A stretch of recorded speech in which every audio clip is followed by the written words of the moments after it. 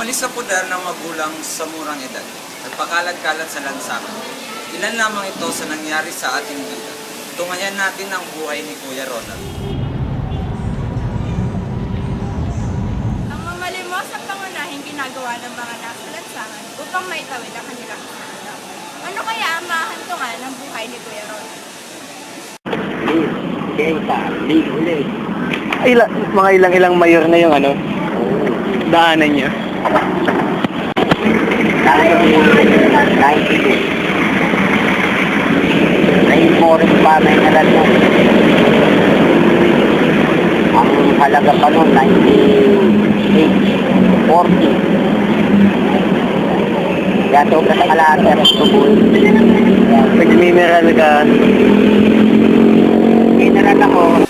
Dahil nahihiya siya sa kakalimos, ay sumama na lang siya ng kanilang kaibigan upang makanganap mag-shine ng sapatos at iba pang trabaho ang kanyang pinasukan habang naglalakad sa lansangan. Tuloy na yung tanod. Magalaw sa nagtanod niya. Oo. Tapos nung nagtanod ko pa, hindi mo na kasi sigarilyo. Hindi ko pinapasok ang tanod dahil matagal na ako kinukuha ang tanod. Ayoko. Dahil sabi ko, hindi ako makakapagpasok na. Pag tanod, pakit ko na lang yan. Di ba? Walang dito napapasok sa'yo. Hihintayin mo na lang yung quarterly pa nga. Ay, quarterly. Per year. Out mo. Medyo matagal-tagal din. Pero bibigyan ka naman lang ng tanod eh. Nagbabato. Tulad ng ganyan.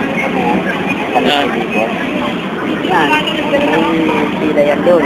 May pila din doon sa ilalim ng ilaki. Ay, may tatawag yan. Ang tatawag na yun. May pang 350 isang araw.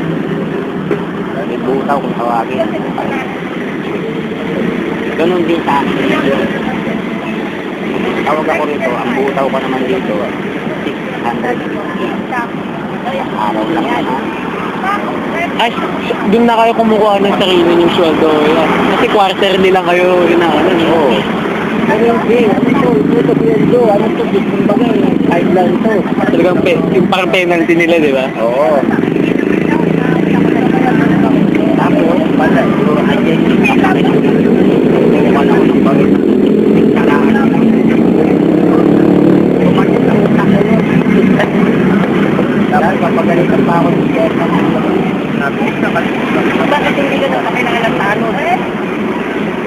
Dapat sila yung ang hawak mo.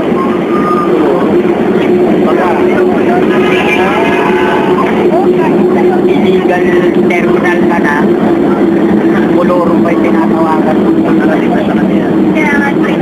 Yung violation mo, katakot-takot. Ano ba yung kolorong ko? Walang traffic lang. Tulad ng ano, toro ko tayo ba? Paano ang toro? Hindi nagbabayad ng takso. Toro niya. Bakit magbayad ng takso? Mga toro. Kahit kita mo sa mga biyahe ng Victoria, pag nakakita ka ng ano, pag nakakita ka ng pangalan ng Victoria, Baclaran, pag link lang ang nakalagay, wala sa tamang position, yung katulad niya nakaparada na yun. Diba? Yung nakaparada na yun, di Victoria sa Baclaran, kulorong yan. Hindi sila nagbabayad ng tax. Hindi sila nagbabayad. Yun yung mga hinuhuli nyo. Yun ang cutting trip. Oo. Pero naisip-isip mo din na parang Hindi namin hinuhuli. Ayun ba, ikaw chairman. Kung ano yung nasasakupan mo, dumidiscard ka. Ngayon, may tao ka na ilalagay. Ano ba, katulad ko, paano ba, kung nilagay mo ako dito. Yung mga biyahero na yun, nakulorong din, nagbabayad ng taxi. Dito pa para yun, bibigat ng pasahero. Mabalik-balik lang sila. Yun ang tatawagan ko ngayon. Ang bibigay sa akin na kada alis, 10. Dito, kada alis. Ngayon, ang iba-boundary ko naman sa'yo, 650. Ngayon, hindi sobra akin. Yung makaabot ng ano, 1,002, 1,003. yung malaki rin na sumusobra sa akin, halos magkapantay lang kami ng hawak na pera. 650 sa kanya, 600 sa akin. Pero kolorum yun, hindi yung tamang proseso sa barangay.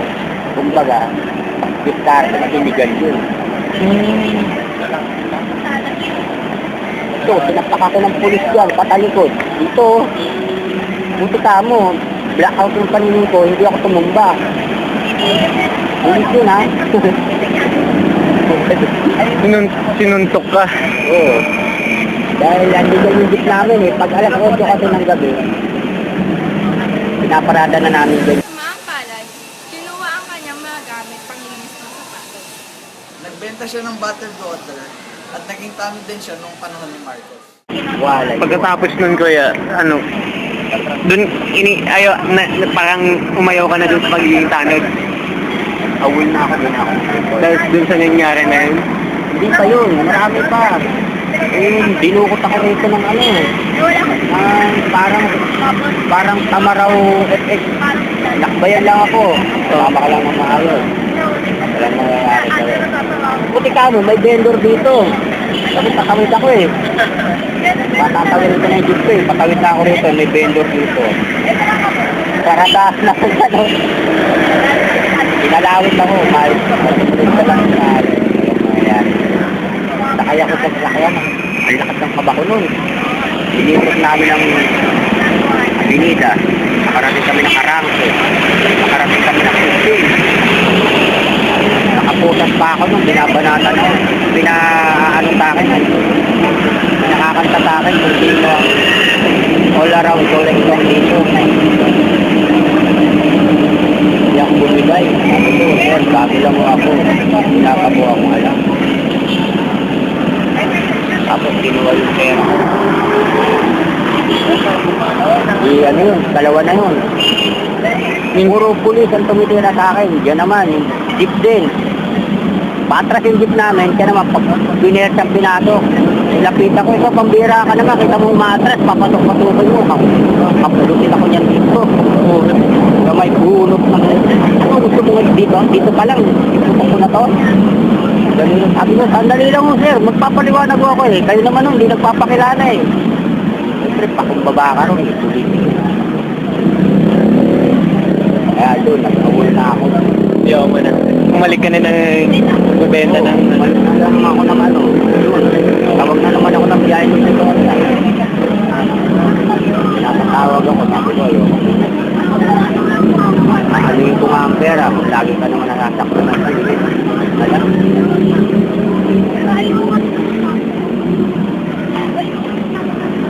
Pero, maano ka din ka eh.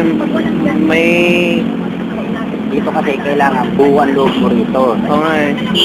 Huwag mo lang hahaluan ng video, may pag-uunlad ka rito. Hindi. Subukan mong baybayin yung Mehan Garden, alam mo ba yun? So, tagusin mo yan. Ito, maglakad ka dyan, tagusin mo yan. Pagmasdan mo lang, mag-standby kayo. Pagmasdan mo lang ang galaw ng tao ron. Kasi may mga tent sila eh. Yung payong lang ang ano. Bye-bye sila ron eh. Payong lang ang pinakabubong. Tapos nilalagay sa mga tagiliro ng plastic. Yan. Dito naka-registro yung mga yan. Ang saklap lang, naghahanap buhay sila. Ginagamitan nila ng set. Kaya ang imbis na umunlad, Nagagastos naman nila yan. hanggang doon na lang. Hanggang doon na lang talaga. Hindi na umaangat pa. Kaya tuturo ko tayo. Dito daanan naman. Okay. May mga ganun pa ba hanggang ngayon? Meron. Yung mga pulis na gumaganon pa rin. Nangaawag. At sa ngayon, pagpupunan hirap wala na. Wala na. Ay kasi, nandun niya yan, di ba? Binalaan yun. Pagpupunan hirap wala na. Sa panahon ng hilig, mayayabang ako. Super talaga yayabang.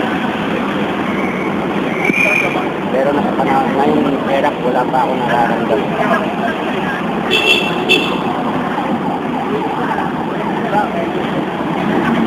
Dati rito, Pagtyaga ka din ko yun, ha? Ang dami mo mong pinaglaanan, tapos Mahirap. nandito ka pa rin. Kasi, isipin mo, ako inisip ko rin yung, dati kasi ako maatin ng ano, kasi kami mga yagit kung tawagin. Yagit kami kung tawagin. Bukod yung katulad nga, bangketa kami natutulog yan. May negosyo, hindi ko masasabing yagit. Pero kung naranasan ko yung natutulog ako sa bangketa, sa marumihan na suot ko, na wala akong hanap buhay,